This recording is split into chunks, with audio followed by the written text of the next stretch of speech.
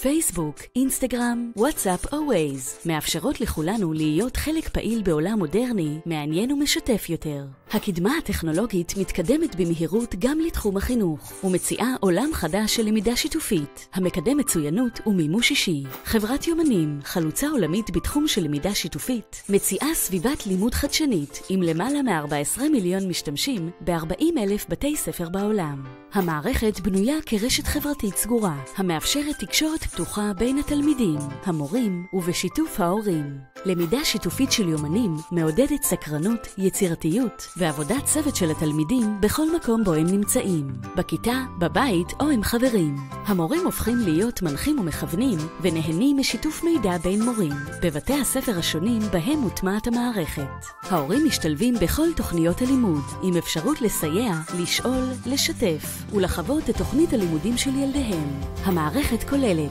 רשת חינוכית חברתית בית ספרית, ניהול פדגוגי, פורטל בית ספרי, מערכת LMS, למידה מרחוק, וובינר, מדיטק מאגר מידע, עיתון דיגיטלי, מערכת שעות, מחולל שיעור אינטראקטיבי, יומן דיגיטלי ובעצם הכל.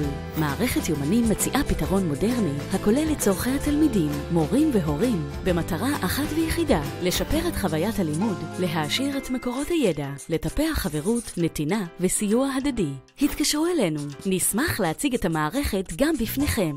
יומנים, המערכת המובילה ללמידה שיתופית.